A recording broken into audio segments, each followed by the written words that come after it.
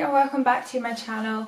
Today's video is going to be about hair extension aftercare. So if you are one of my clients, I do give you a 2-page of aftercare to look through, but I do get a lot of questions, the same questions from my own clients, so I feel like sometimes it gets a little bit missed and unread or lost. So I thought I would make this video so my clients and everybody else who wears hair extensions who hasn't necessarily been given the right aftercare or just has forgotten and wants a little recap on knowing how to look after the hair extension, or looking to get hair extensions and want to know what it entails. So I will start off with recommend a tangle teaser that looks like this. Anything with a straight bristle on it is best, like a hard straight bristle, or you can use a wide tooth comb for detangling. I don't recommend the hair extension brushes that have the loops on them because I don't feel like it gets right into the hair.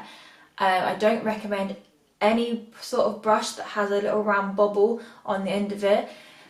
Not so bad if you're having it alley weave, but if you've got individual extensions and you're brushing your hair with that brush with the bubbles on, the bubbles will catch on your sections and it's going to pull on your hair extension and it may pull out and may bring your hair with it. So you don't want bald spots. So tangle teaser is my favourite. You can get them quite cheaply nowadays. I know that Wilkinson's actually has like a budget version. I think it's around £2. If you're on a budget, you can go to SUPERDRUG or Boots, and I think they're between £5 and £10, or you can go online. I love eBay for everything, so you can get them on eBay for about £5 and £10 as well. They are the best brushes to use. I recommend you brush your hair at least twice a day, so in the morning, in the evening, before you go to bed, and definitely brush it before you wash your hair. If you haven't brushed your hair before you wash it, then when you shampoo in your hair, you're going to get yourself in a big tangly mess. When you brush your hair extensions, you always need to hold your hair extensions at the top and then brush from the bottom up to the top. If you just start from here and drag downwards, what you're doing is you're bringing all the knots from all the way top through down to the bottom, and it's going to break your ends. If you do it slowly and then you get the knots out of this section, get the knots out of this section, get the knots out of this section, then you're going to have less breakage. So following on from that, washing your hair extensions. So I recommend with my clients that you wash your hair once, maybe twice a week max. And this is because the hair extensions haven't got any natural oils coming from your scalp, because they are not attached to they are attached to you, but they're not growing out from your actual scalp. So the hair extensions are naturally dry, so you don't want to wash them and take out, like if you've been using your serums and your oils and your leave-in conditioners, you don't want to wash all of that out because it's really going to dry out those extensions. And it's actually better for your natural hair not to be washing your hair every single day. I know some people have finer hair and it gets oily quicker, so my advice to you is to wash your whole hair extensions once or twice weekly max, and then you can section off the top of your head, so your hair extension will be sitting underneath and you'll have a little bit of section of hair that hasn't got any hair extensions in at the top. Section that off and you can wash that, and then you can wash around your hairline as well, any parts that you feel that are oily.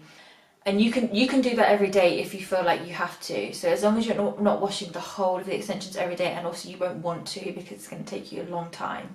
Use dry shampoo to get you through an extra day or so. That's to use when when washing your hair extensions. So I always recommend sulfate-free shampoo, and I say stay away from supermarket brands like Pantene Pro V, EVERPURE, Head and Shoulders, all those sort of ones. And the reason being is because they are full of lots of chemicals, and they've also got a lot of silicone in. So what silicone does is it creates a coating over the hair that makes it appear to be like soft and silky, but it's not actually penetrating into the cuticle and helping to like rejuvenate it from the inside, if that makes sense. It's just like a coating, pretending that it's nice and silky. So if you then stop using that shampoo and conditioner, your hair is gonna dry out so much because that coating has come off. So that's not good for your natural hair, and it's not good for your hair extensions at all. So the couple of product recommendations that I have, the one that I do love, and I'm going to contradict myself a little bit right now, because I usually recommend to stay away from any shampoo that has an oil in it, because if you use a shampoo that's got an oil in it, it can make your hair extensions slip. But this one here, so it's the Palmer's, if everyone knows the Palmer's Cocoa Butter Moisturiser, they now have hair care range. So this is their sulfate, paraben free conditioning shampoo, and it says it's got coconut oil in it, but it's not heavy and it's not overly oily at all, and it lathers up as well, so you feel like you've got like a really good wash from it. Because I do know that some of the sulfate free shampoos, you don't get much of a lather in it. So that is my number one that I recommend, and the conditioner to that as well is brilliant. Other ones that I can recommend would be Mark Hill has a range of sulfate free shampoo and conditioners, and they are really good also. If you want to spend out a little bit more, then you can go for, so L'Oreal do quite a few sulfate free, so I've got my sheet here, so I'm just going to read you off because they have the longest names ever and I can't remember off the top of my head. So you've got L'Oreal Hair Expertise Sleek and Smooth Intense, L'Oreal Ever Strong, and you've got Kerastars Bane Fluidilist Discipline Shampoo. They've got like the craziest names. Bottom of your ears downwards, and then I would section off your hair at the top again, and then you can put the conditioner on the length of your hair on that top section. That's absolutely fine. So with drying your hair extensions, I do recommend that you leave them to dry naturally as much as possible. But when I say this, I mean as long as you've dried your root. So the top of the hair extension, if you have a weft, make sure the weft is completely dry, because that's got cotton in it as well, so any material has to be bone dry. All of the tips and the bonds of your extensions need to be bone dry. So as long as you've dried them, then you can leave the rest of the hair extension to dry naturally. And I say this because if you've had hair extensions, you will know this. If you don't have extensions, then it's good to know that when you dry your hair extensions, it will take you forever. The extensions are naturally dry, so they absorb the water, and it takes forever to get them dry. And I always recommend a medium heat, never put it on high heat. I know it's tempting because it does take so long, and we're all impatient. We just want to get our hair dried and done and get on with the rest of whatever we've got to do. But never put it on a high heat, always on a medium heat. And even so, on a medium heat, having heat on your hair extensions, like if it's taking like 45 minutes to dry them, that amount of heat for that long time is going to dry your hair extensions out so much. So keep like a full dry to a minimum, and to let them dry naturally as long as the roots are bone dry, and let the rest of them dry naturally as much as possible. I will be doing a video on the difference between blow drying your hair extensions and then leaving them to dry naturally, and how they look, the differences and how they look after each process as well. So I will link that in the description box. So once you finish shampooing and conditioning your hair, is that you need to have a leave-in conditioner. So this one here I really love. This is Osmo Deep Moisture Leave-In Conditioner. This is another good leave-in conditioner. It's Palmer's. Again, they are my absolute faves because they have less chemicals in, and they are just really natural. I would actually recommend this one only if you've got medium to thick and you've got dry hair. If you've got fine hair, then this will probably be a little bit too heavy for you. So if you find that your hair is naturally quite dry, and with your hair extensions it will be absolutely fine anyway. Really nice and moisturising. And what I also recommend as well is to go for a serum. So this one here is a really nice one. It's going to focus. There. I think it's OGX. So yeah, so once you've washed and shampooed and conditioned your hair, and then you need to towel dry it, and I would get a wide tooth comb and just make sure you've got no knots in it as well. Then I would apply a leave-in conditioner, I would apply a bit of your oil, and then I would put a leave-in conditioner in as well. I know you're probably thinking that's a lot of product, and I don't want to put too much in case it looks greasy, but hair extensions are so porous and naturally dry that they will just suck up all of this moisture, and you will leave your hair feeling really soft and really shiny. Obviously you don't want to overdo it, so I would just put like a little, like a 20p amount size of product in your hand. So I would spray the leave-in conditioner in till it's all covered, and then brush it through with a wide tooth comb or a tangle teaser. Then I would put some of the oil on as well, put that on the hair, and then brush it through. You always have to brush it through, because if you just put the product on your hair, then it's just going to sit on the areas that you put it on, but you need to brush it through so it spreads it evenly throughout your hair. And then I'd go for a heat protect. So I absolutely love this one here. This is Keristar's Nectar Thermique, and I absolutely love it. It is a bit more on the pricier side. I will put how much it is in the description box. I can't remember how much at the top of my head. But if that's a little bit too expensive for you, then I recommend this VO5 Heat Protect spray. I don't usually like Heat Protect sprays because I find that they leave your hair feeling really tacky, and you get that horrible like feeling of it. This one is really nice. It smells really nice. It makes your hair nice and soft and shiny as well. And once you put your Heat Protect, again, brush it through your hair and spread it out evenly, because I have a lot of people say to me that, oh, I've put the Heat Protect, but then when I go to hair dry it or straighten it, it sizzles. And that's because you just sprayed it on your hair or put it in your hair and you haven't brushed it through. You've just literally put it on your hair, put the heat on it, and then because the product is sitting on the surface of your hair, it's going to frazzle.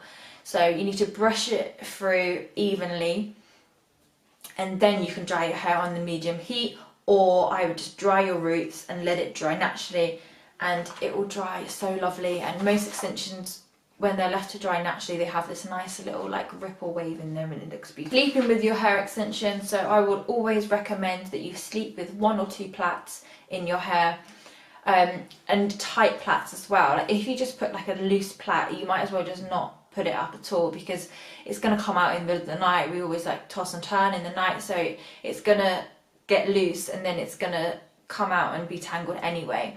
So you do need to put them into, not like mega tight, but like just nice secure plaits, and whichever's more comfortable for you, 1 plait or 2 plait, that doesn't make a difference. Just so when you sleep and you're moving around on your pillow like this, like the hair is not just going to get matted at your root, it's going to keep all the hair nice and in one place. A lot of people do recommend silk bonnets and silk pillows. I've tried to wear a silk bonnet to bed. I wake up and it's not on my head anymore, so for me that kind of is a little bit pointless. I've never actually tried a silk pillow to see if that's had any major impact on my hair before. Maybe that's something I should give a go and do a review, and then I can let you guys know how I get on with it, but that's for another video. Going on holiday with your hair extensions, so I would recommend not to get a new set of hair extensions before you go on holiday. I know everybody thinks like, oh, I'm going on holiday, I want to look my best, I want to get a new set of hair extensions, but with the heat, with the sea and with the chlorine, those three factors are big no-nos in the way that they are going to dry your hair extensions out even more. And with the chlorine as well, that's quite dangerous. I've done it myself before, where I've had hair extensions in, I've gone swimming and I've come out and they are just matted in a big horrific ball on my head. Chlorine is really bad for your hair extensions. Seawater isn't as bad as chlorine, but it's still going to really dry, like the salt in the water is still really going to dry out your hair extensions. And the sun is obviously heat damage, so that's also going to dry them out. I'm not saying that you can't have your hair extensions when you go on holiday. That is absolutely fine. Like, you can like wear a hat. There is a spray that you can get to help protect your hair when you're in the heat as well. I do give my ladies a little trick to say that if they're going to go in the water, if they're going on a beach day or a pool day and they know that there's a chance of their hair getting wet, then I say just try and keep your hair extensions out of the water as much as possible. Put them on top of your head or put it in a nice tight plait again. And also you can put conditioner in your hair. So if you say you're having your hair in a plait, if you put conditioner in your hair and go in the water, the chlorine doesn't penetrate into the hair as much. So it's a similar sort of thing as when you put moisturiser on your skin and then you go into the water and then you have that like slimy sort of feeling in your hair, so the chlorine won't be penetrating as much into the hair, it'll be sliding off. So that's just a few little tricks for you to have like when you're on holiday as well. And I always say, like, if you have extensions in already, just get the wear out of them when you're on holiday. I would say if you are going in the sea or going in chlorine and you haven't put any conditioner in your hair, just make sure once you get out of the sea or the chlorine that you just go under one of those little showers and just try and wash out some of that chlorine and some of that seawater so it's not sitting in your hair all day. I recommend as well to my ladies that you should put a hair mask on your hair extensions once every 2 weeks or once a month. Just something is better than nothing. That extra boost, and it's just going to prolong your hair extensions for even longer, so you're going to get more value for the money that you paid. One of the ones that I recommend is the Sheer Moisture Treatment Mask.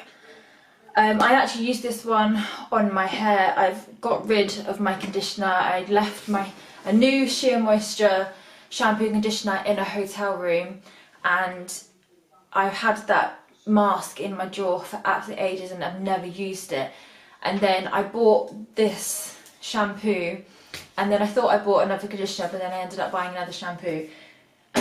So I was like, do you know what, it's a sign. I'm just gonna not even bother using conditioner on my hair anymore. So every time I wash my hair, it's only once a week anyway because I've got dry curly hair, I use the treatment mask instead of conditioner. You do need to be really gentle with your hair extensions. Like, you just need to treat them nicely. I know a lot of people get their hair extensions in and they just think that they're magically gonna look after themselves. Like, that's just not the case whatsoever. It is a commitment when you have hair extensions, because if you do not look after them and you don't stick to your maintenance appointments, you will damage your hair. Follow the aftercare advice and you don't stick to your maintenance appointments, yes, they will ruin your hair. You will have damage, you will have tension, you'll have mats, possibly bald spots, thinning hair. So you have to decide, like, when you get your hair extensions, like, you have to decide whether you're actually going to look after them properly, because if you're not, it might not be worth it for you, because your hair may end up in a worse state than it is to begin with. So I get a lot of ladies that also say to me that when they have their maintenance, they freak out because of the hair that's on the floor. But what you have to remember as well is that you lose approximately 100 hairs a day, and especially if you've got a full head, then 3/4 of your hair is trapped in these rings. So when your hair naturally sheds, if you just think about how much hair that you would normally lose in the shower, just imagine that and times it by, if you're having your maintenance done every 6 weeks and you're washing hair twice a week, times that by 12, and that's the amount of hair that you're probably going to have come out at your maintenance, and that's completely normal.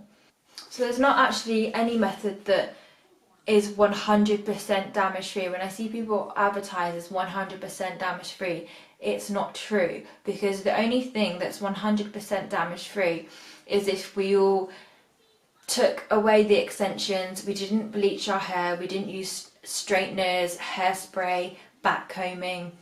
That would be the only way that our hair would stay natural and 100% damage free. So the methods that I use are the ones that have the most minimal damage you can have, and with the correct aftercare and the maintenance, that's how you avoid damaging your hair. So if you want 100% damage free, then the best thing to do is to not touch your hair with absolutely anything. If you follow my aftercare advice and you keep up with your maintenance appointments, then you shouldn't see any damage or any bad effects to your hair from wearing hair extensions. So I really hope you've enjoyed this video, and I hope that it's filled you with lots of useful information and you have something to refer back to if you don't know how to look after your hair extensions or you have forgotten. So if you've liked this video, then please hit the like button and subscribe. I'll leave all my details in the description below, and I hope to see you in my next video.